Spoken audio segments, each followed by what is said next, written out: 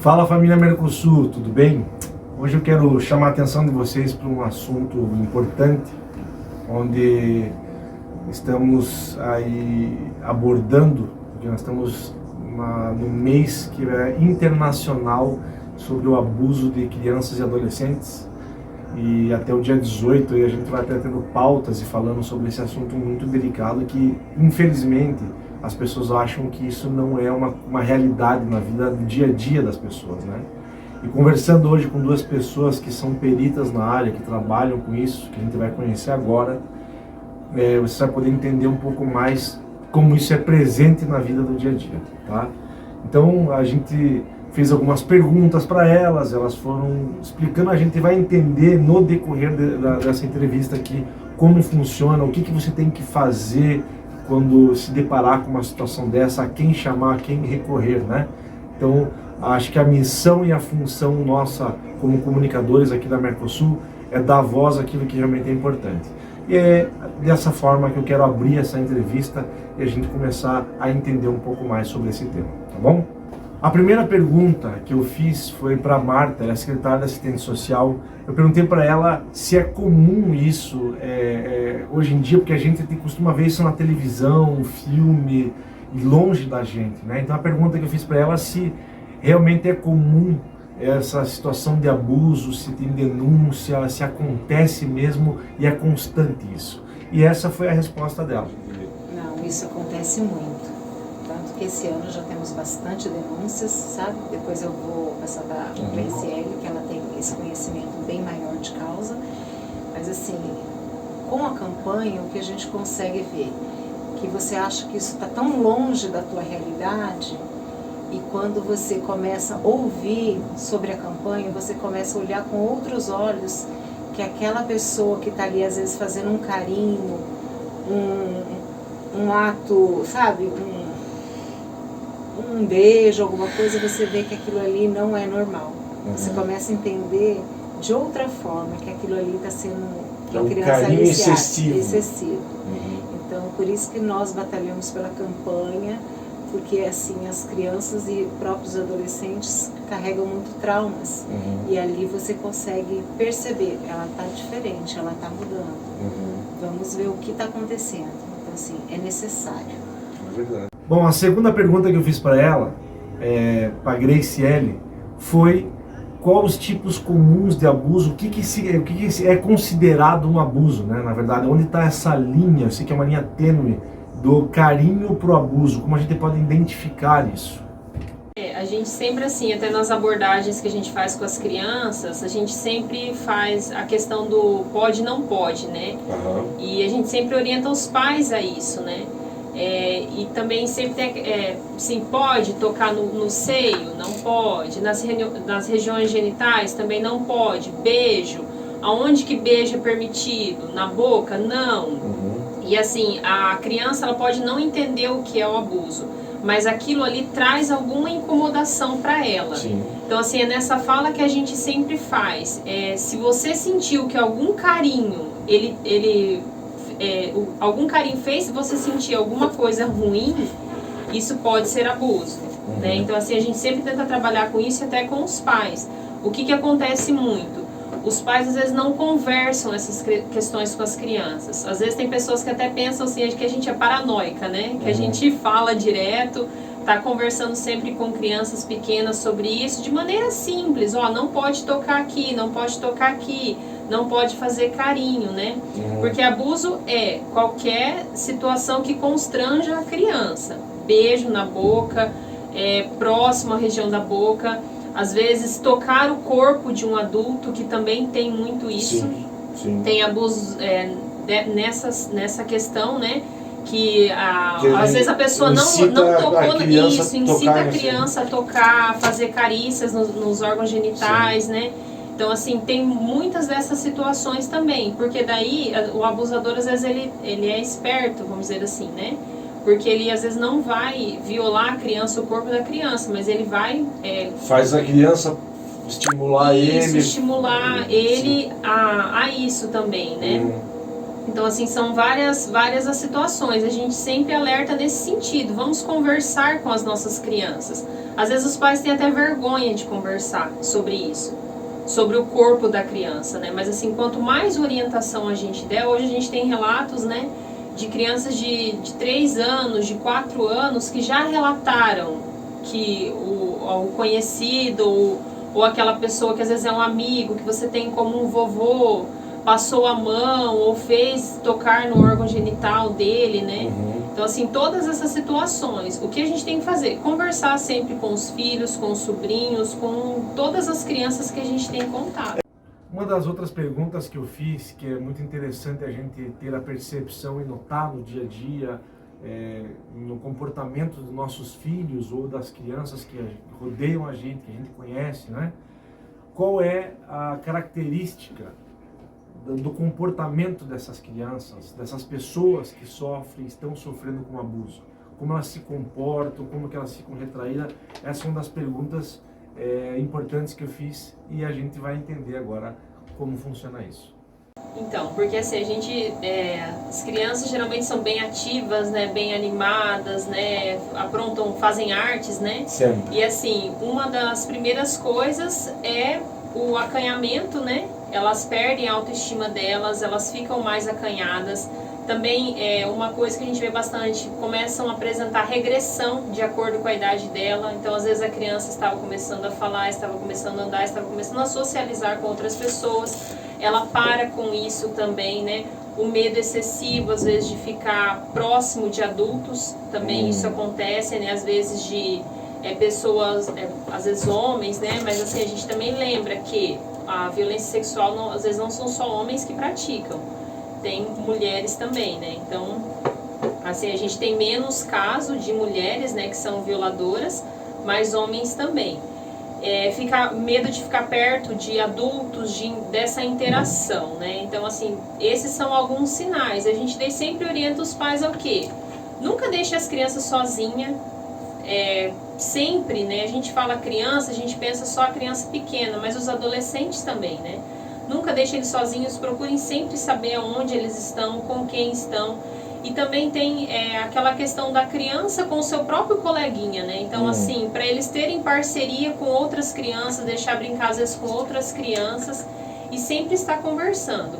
Mas seria mais a questão da regressão para a própria idade deles, que eles apresentam contado, choroso, nos adolescentes também, né? Eles se fecham muito também, né?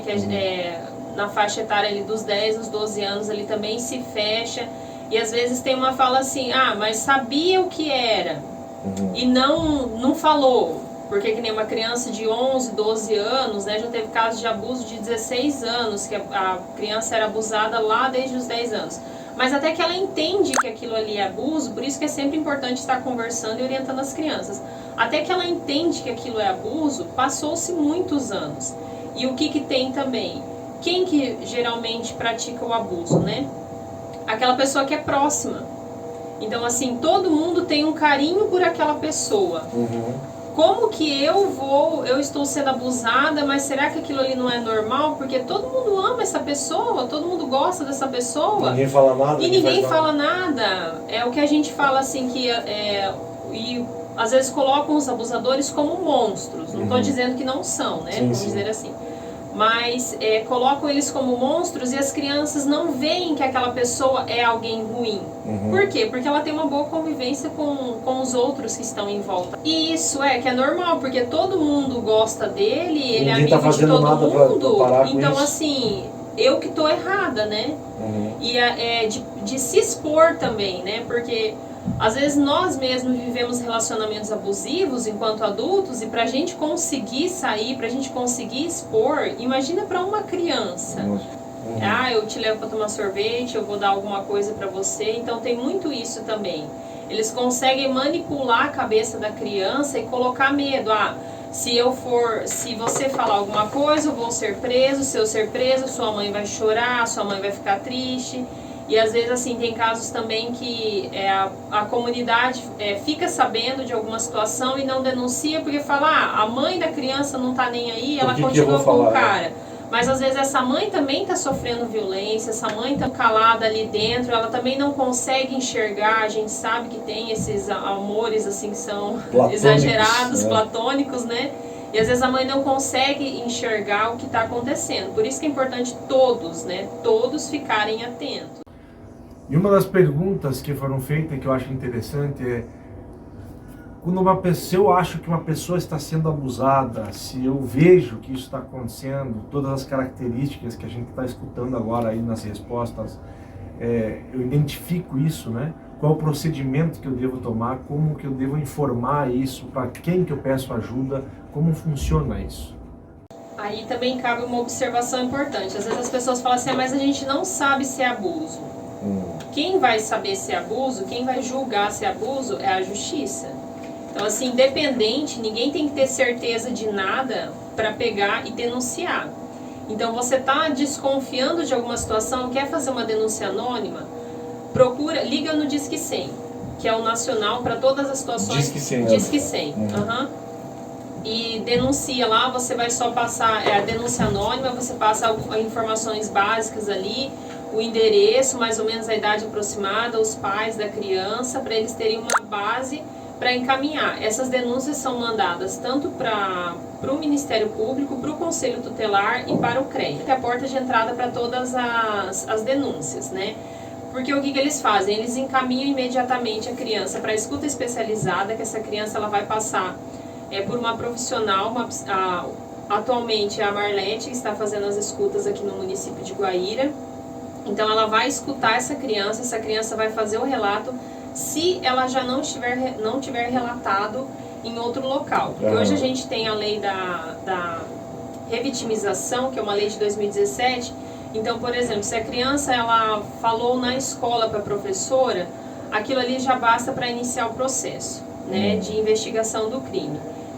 E se não, ela faz esse relato para a psicóloga, né? E a psicóloga encaminha o relato da criança de volta para o Conselho Tutelar, para a Delegacia e Ministério Público.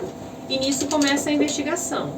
Aí o Conselho Tutelar encaminha para nós a denúncia também, né? Para nós fazermos o acompanhamento da família, porque as famílias ficam bem fragilizadas, né?